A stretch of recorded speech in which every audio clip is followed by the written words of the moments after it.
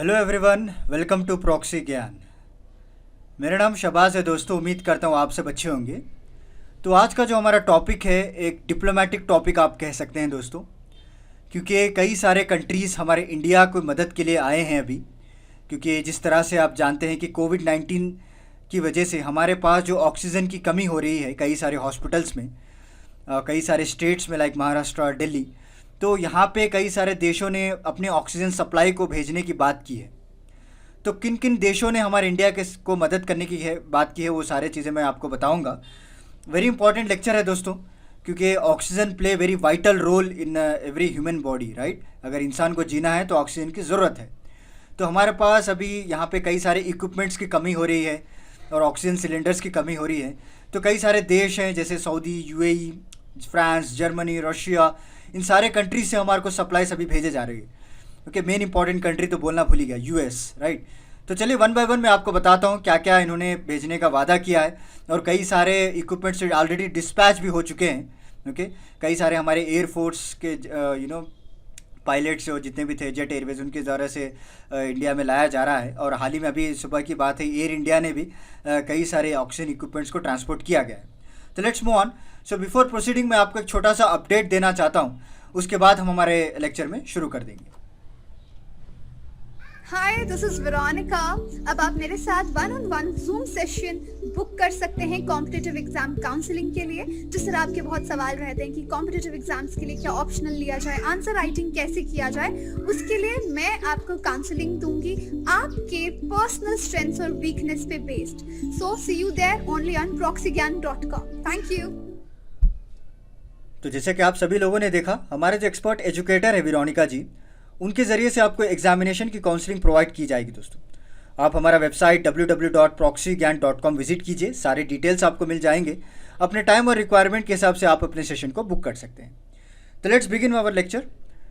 जैसे कि आप जानते हैं कि हमारी जो हालत है अभी ऑक्सीजन को लेकर, वो बहुत ही ढीली हो चुकी है। ओके, क्योंकि हमारे पास जो है प्रॉपर टैंकर्स नहीं है, प्रॉपर इक्विपमेंट नहीं दिया जा रहा है हम लोगों के पास। हॉस्पिटल्स में कमी हो रही है। कोई हॉस्पिटल कहते हैं कि उनके पास 3 आवर्स का ऑक्सीजन बचा है।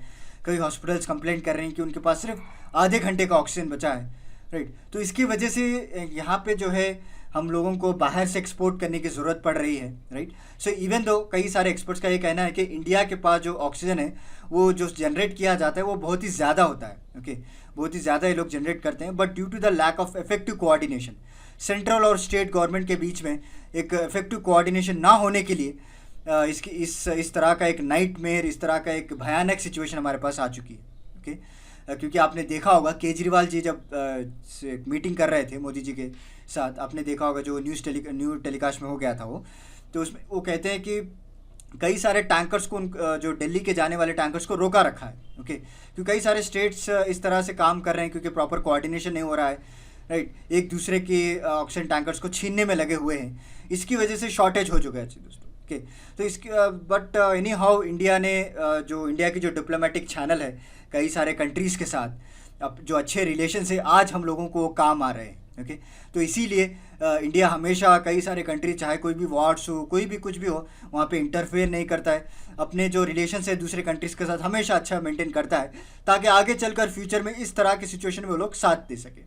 तो आज इसी तरह आप लाइव एग्जाम्पल देख सकते हैं, राइट, कि कई सारे कंट्रीज़ जो है अब कॉन्सेंट्रेटर्स भेज रहे हैं, ऑक्सीजन के जनरेटर्स को भेज रहे हैं और टैंकर्स को भी लोड करके भेज दिया जा रहा है। बिकॉज अभी जो सेकेंड वेव ऑफ कोविड-19 जिस तरह से हम लोगों को हिट किया है, right, we are not prepared at all. हम लोगों को पता ही नहीं था कि इस तरह से सडन सर्ज होगा वायरस में। और कई हॉस्पिटल्स में प्रॉपर इंफ्रास्ट्रक्चर भी अभी डेवलप ही हो रहा था, बट सेकेंड वेव आ चुका है। और कई सारे रूरल एरियाज़ में जो है ऑक्सीजन कई दिनों तक पहुंचता नहीं है due to the lack of transportation.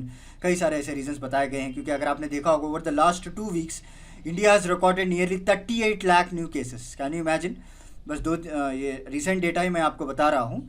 Last 2 week से अगर आप देख रहे हैं तो 38 लाख न्यू केसेस दर्ज किए गए हैं और एक जो केस का लोड है वो 1.73 करोड़ बढ़ चुका है दोस्तों। ओके, हमने ऑलमोस्ट कम कर दिया था कई सारे केसेस को। We are in almost lakhs में हम उतर गए थे।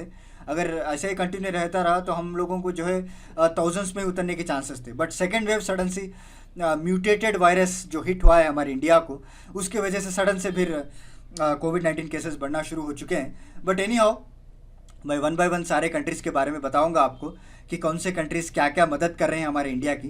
तो पहली देखें तो पहला जो कंट्री है वो यूएसए हमारे दिमाग में आता है, क्योंकि वहाँ के जो प्रेसिडेंट अभी बदल चुके हैं, जो बाइडन जी, और उन्होंने अपने ट्वीट में कहा है कि इंडिया हमारी तकलीफ़ के टाइम पे साथ खड़ा हुआ था।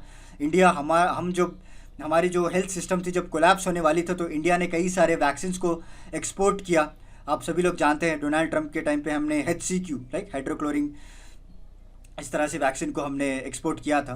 तो इस वक्त अभी पे बैक का टाइम है, और यूएसए ने भी वादा किया है कि जितने भी रेस्ट्रिक्शंस लगाए गए थे, export ban on raw materials, right, उसके ऊपर मैंने सेपरेट लेक्चर भी बनाया हुआ है, क्यों एक्सपोर्ट बैन किया था यूएसए के द्वारा, वो हटाने की बात की गई है, और जल्द से जल्द रॉ मटेरियल्स पहुंचाया जाएगा।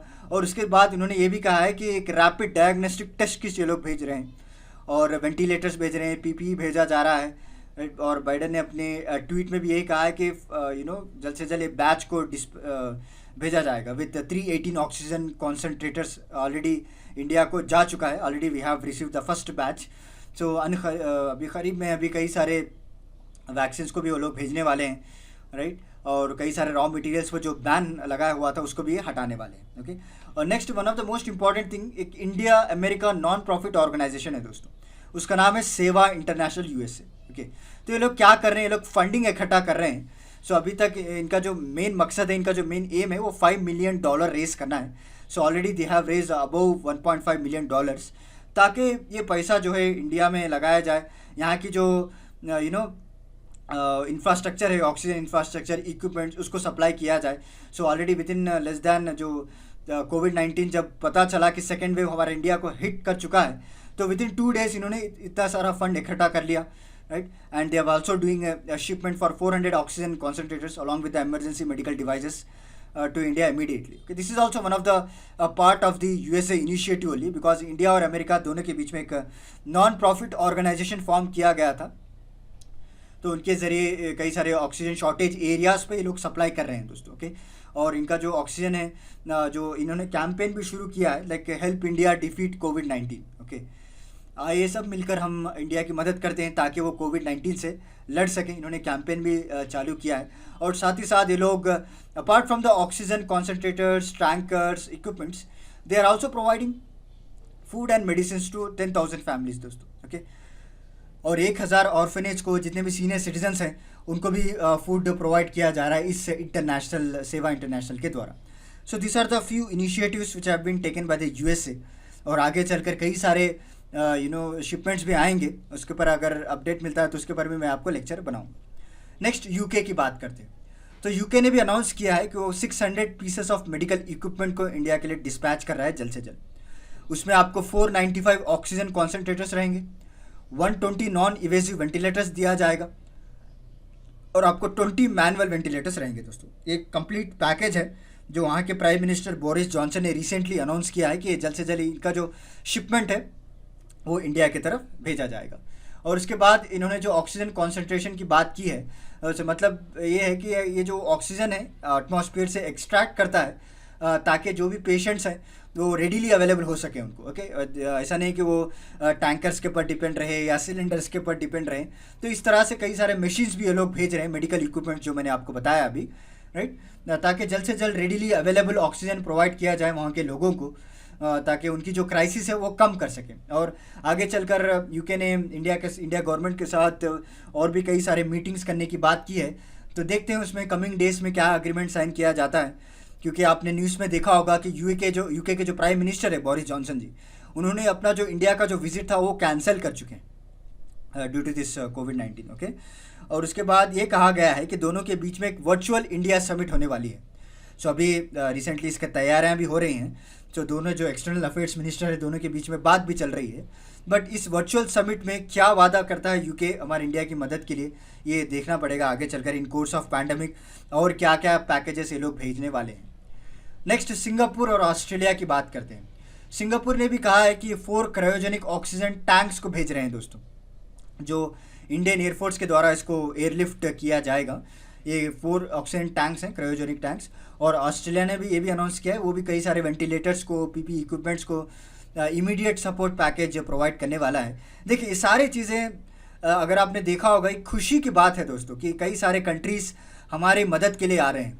तो इसका मेन रीज़न ये है कि हम लोगों का जो डिप्लोमेटिक रिलेशंस है सारे कंट्रीज़ के साथ, वो मैटर करता है। ओके, जब हम इंटरनेशनल रिलेशंस पढ़ते हैं तब आपको कई लोगों को डाउट आ रहा होगा क्यों कई देशों के साथ रिलेशंस रखना ज़रूरी है, क्या फ़ायदा मिलेगा, वो पैसा जो है हमारे इंडिया में इन्वेस्ट किया जाए, हमारे इंडिया की एम्प्लॉयमेंट को बढ़ाया जाए। इस तरह से कई सारे क्रिटिक्स कह सकते हैं या फिर एडवर्स कमेंट्स कह सकते हैं आप, राइट, इस तरह से बोलते हैं कई सारे लोग। बट एनी हाउ, जब हम दूसरे कंट्रीज़ के साथ अगर आप रिलेशंस मेंटेन करते हैं, जब ज़रूरत पड़ती है ना, तब ये सारे कंट्रीज आपको मदद करने में लग जाए कि कई सारे पैकेजेस को आप भेज सकते हैं लोग, राइट, ताकि हम क्या पता कल जाकर हम हमारे क्राइसिस को कम्प्लीटली कंट्रोल कर सकें इन लोगों की मदद से, और हमारा जो डोमेस्टिक जो इंटरनल प्रोडक्शन चल रहा है, मैन्युफैक्चरिंग चल रहा है ऑक्सीजन को लेकर, उसकी मदद से, राइट। इसीलिए हर कोई के साथ अच्छे रिलेशंस मेंटेन करना it's very important factor. Okay, not only in politically relations या डिप्लोमेटिक रिलेशन, आपके खुद के बिहेवियर रिलेशंस भी ज़्यादा मैटर करते हैं।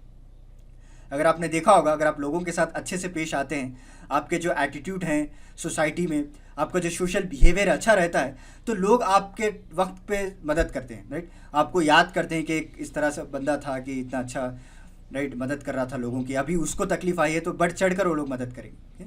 सो this is about importance of any international relation और एनी सोशल रिलेशंस।